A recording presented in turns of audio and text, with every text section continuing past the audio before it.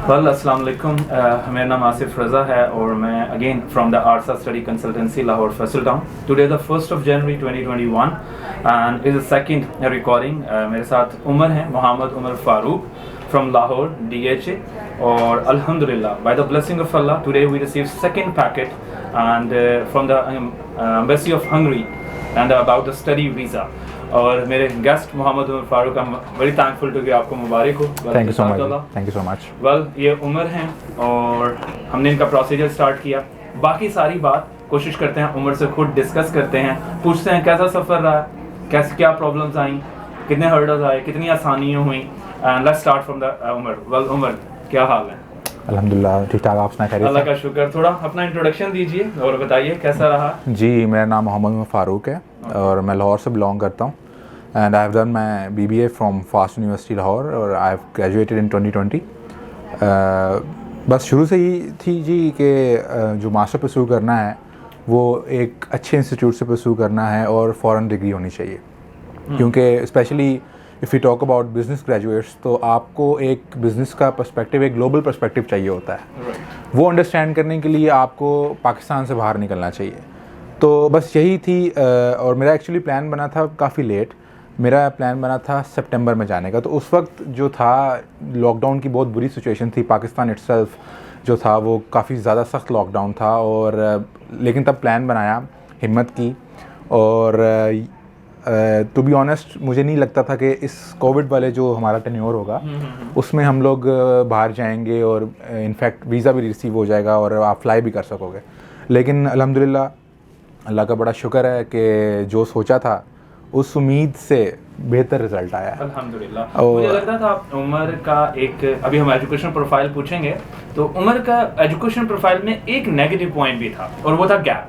बिल्कुल ऐसा ही है। तो उमर बताइए क्या क्या क्या एजुकेशनल प्रोफाइल थी आपकी?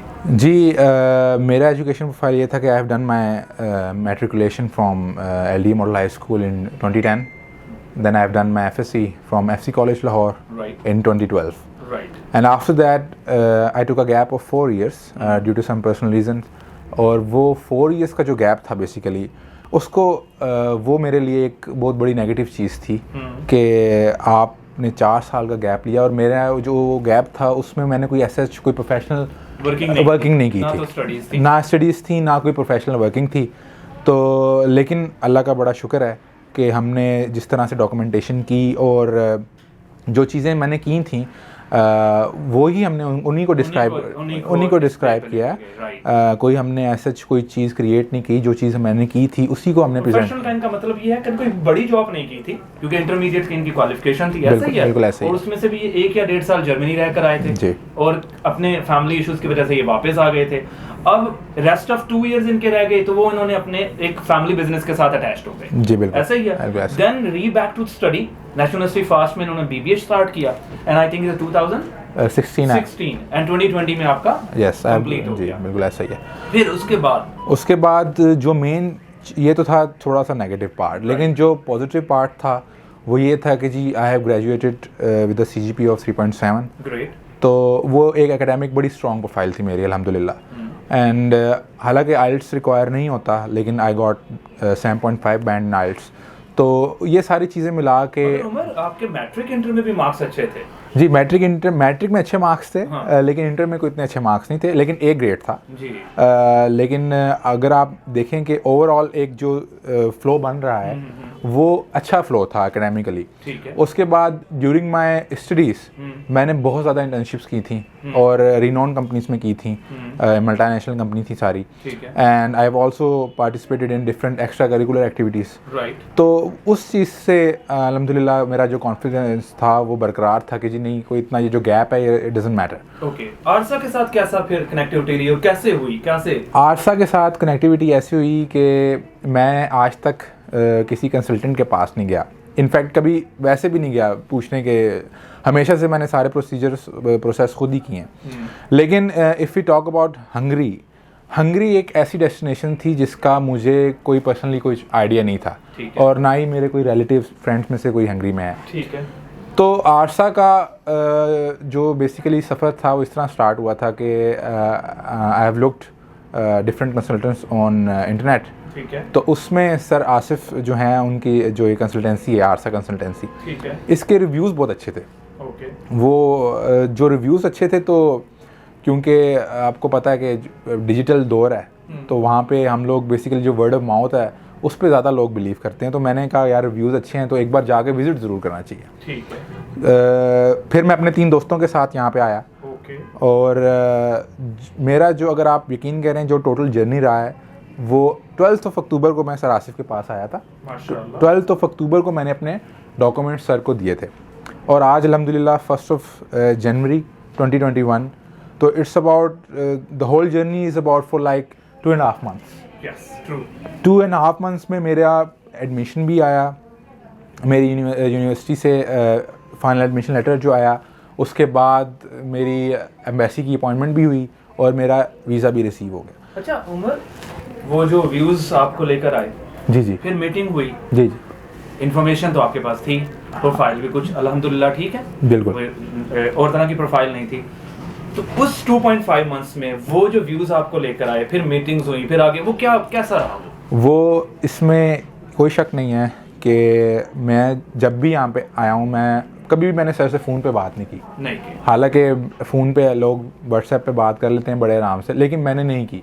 इसलिए नहीं की कि उठाते नहीं हैं उठाते हैं इसलिए कि मैं हमेशा सर को आके फिज़िकली इनके ऑफिस में मैंने मीटिंग की है, और मैं हफ्ते में 3-3 बार भी आया हूँ।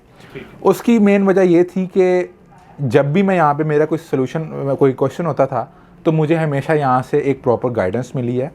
और जो हमारे, क्योंकि हम लोग सारे पाकिस्तानी हैं, हम लोग जुगाड़ू काम करते हैं, तो यहाँ पे कोई जुगाड़ू काम नहीं है। यहाँ स्पीकिंग उमर, आपने कभी नहीं फील किया कि मैंने कभी ऐसी कोई आपको गलत राय दी हो? नहीं और या कभी किसी गलत पॉइंट पे करके कभी नहीं किया? बिल्कुल ऐसी बात है कि मेरा आपसे बेसिकली अटैच होने का मकसद भी यही था कि जो मुझे जो चीज़ यहाँ पे फील हुई, यहाँ पे बेसिकली देखें, आप कहीं भी जाएंगे तो किसी भी कंपनी या किसी भी कंसल्टेंसी का मेन पर्पस होता है प्रॉफिट मेकिंग, यानी कि वो पैसा कमाते हैं। यहाँ पे, लेकिन यहाँ पे मुझे वो चीज़ फील नहीं हुई। यहाँ पे आपको प्रॉपर सर्विसेज मिल रही हैं, प्रोफेशनल सर्विसेज मिल रही हैं, और आपकी हर क्वेरी को एक प्रोफेशनल वे से उसका सोल्यूशन लाया जा रहा है। अल्हम्दुलिल्लाह। ये अल्लाह का बड़ा एहसान है कि मैं इनके साथ अटैच हुआ हूँ, और अल्लाह का शुक्र है कि आज सिर्फ 2.5 महीनों में जो है, और ऐसे हालात में जो हमें, जो बेसिकली जो सबसे बड़ा फैक्टर ये है कि जहाँ आज इस मुल्क, पूरी दुनिया एक लॉकडाउन में फंसी हुई है, हम लोग सारे, तो ऐसे हालात में अल्लाह का शुक्र है कि आपका पूरा प्रोसेस जो है वो 2.5 months में हो रहा है। तो आई थिंक अल्हम्दुलिल्लाह अल्लाह का शुक्र है। ऐसा पॉइंट इस 2.5 मंथ्स में आया जहाँ आपको फील हुआ कि यार डिफिकल्ट टास्क हो गया थोड़ा सा, या मुश्किल लगी, या थोड़ा सा थ्रिलिंग आया वहाँ पे, चीज़ उसको हैंडल करना आसान नहीं था, वो कौन सा पॉइंट था?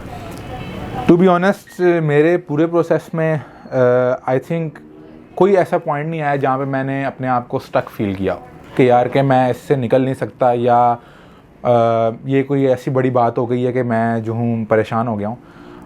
एक चीज़ थी, वो ये थी कि आप कहें कि जिस तरह जो डॉक्यूमेंटेशन होती है आपकी, डॉक्यूमेंटेशन जब आप अपनी करते हैं, और ख़ास तौर पे मैं यहाँ पे कहना चाहूँगा इंटरव्यू के लिए जब आप जाते हैं, तो आपके ऊपर भी उतनी ही जिम्मेदारी लागू है जितनी आरसा की है। तो जब भी आप, मेरा आपको मशवरा पर्सनली ये है कि जब भी आप आएँ, अपनी फ़ाइल को, इनकी गाइडेंस को जो है वो प्रॉपर तरीके से अंडरस्टैंड करें, और अपने, जब आप इसको अंडरस्टैंड करेंगे तो आपका इंटरव्यू ऑटोमेटिकली प्रिपेयर हो जाएगा। ठीक है, ये एक गाइडलाइन है।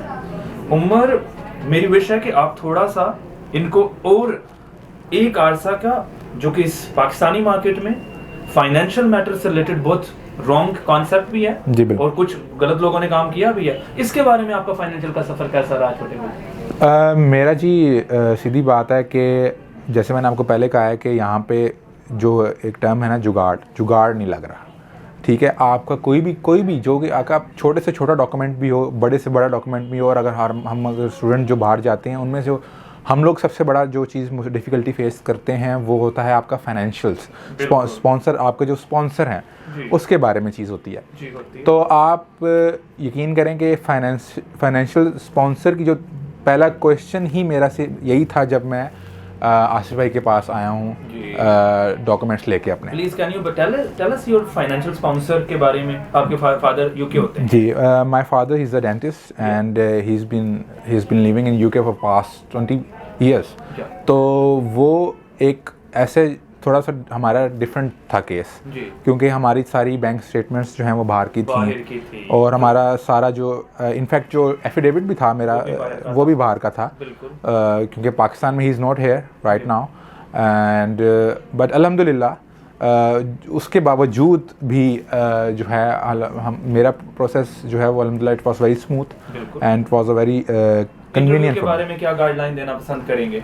इंटरव्यू के बारे में जी, पहली गाइडलाइन तो यही है कि जो मैंने आप लोगों को बताया सब भाइयों को कि आप लोगों ने जो डॉक्यूमेंटेशन अपनी जो यहाँ पे आपकी होगी उसको बड़ा सीरियसली लेना है, क्योंकि आप जो प्रेजेंट कर रहे हैं वीज़ा ऑफिसर ने उसी में से ही क्वेश्चंस लेने हैं।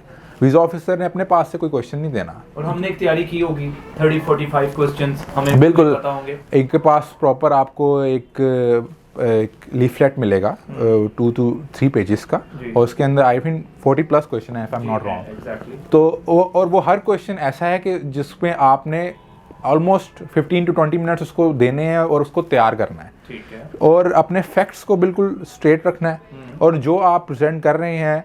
और फर्स्ट ऑफ ऑल अल्हम्दुलिल्लाह यहाँ पे ऐसी कोई चीज़ होती नहीं है कि कोई फेक डॉक्यूमेंट्स हम दे रहे हैं या कोई बोगस चीज़ दे रहे हैं। तो जो भी हम दे रहे हैं अल्हम्दुलिल्लाह वो अगर ऐसी कोई चीज़ होगी तो आप जाएंगे ही नहीं इंटरव्यू में, यहाँ से आप जाएंगे ही नहीं इंटरव्यू में फर्स्ट ऑफ ऑल। तो बेहतरीन चीज़ यही है कि आप अपने फैक्ट्स एंड फिगर्स और जो तैयारी आपको जो आरसा की टीम करवाएगी वही 100% चीज़ होती है, उससे बाहर कोई चीज़ नहीं होती। और अगर आप उसको तैयार कर लेते हैं तो I guess you will not face any difficulty inshallah taala। well Umar, I'm very thankful to you, your younger friends जो भी आपके दोस्त हैं, and आरसस की पूरी विशेस आपके बेस्ट फ्यूचर्स के लिए हैं। I'm very thankful to your uncle, your parents जिन्होंने और आपका कि आपने एक मीटिंग में आके डिसाइड किया और फिर हमारा प्रोसेस स्टार्ट हो गया। And I am very thankful to अल्लाह पाक। एक बात मैं बताना चाहूँगा इस पूरे केस में, उमर कोई हर्डल फील हुआ छोटा सा, बिल्कुल ज़रा सा, उमर ने बहुत बहादुरी से उस चीज़ को फेस किया। एम्बेसी वाला काम था छोटा सा, हम उसको हैंडल कर रहे थे एंड उमर बड़े बहादुरी से आए और आके फिर हमने उस मसले को सॉल्व किया। अल्लाह का शुक्र है एग्जैक्ट इंटरव्यू के नेक्स्ट आई थिंक 14 डेज में 14 days today is the 15th day and holidays थी, हॉलीडेज भी थी बीच में, जिसमें क्रिसमस हॉलीडेज और न्यू ईयर हॉलीडेज। और हमने अल्लाह का शुक्र है 10 वर्किंग डेज से भी कम टाइम में वीज़ा रिसीव हो गया। ये अल्लाह की खास रहमत है उमर पे, इनके पेरेंट्स की दुआ, आरसा की टीम की मेहनत और एक नीयत है जो हम सारे मिलकर चलते हैं।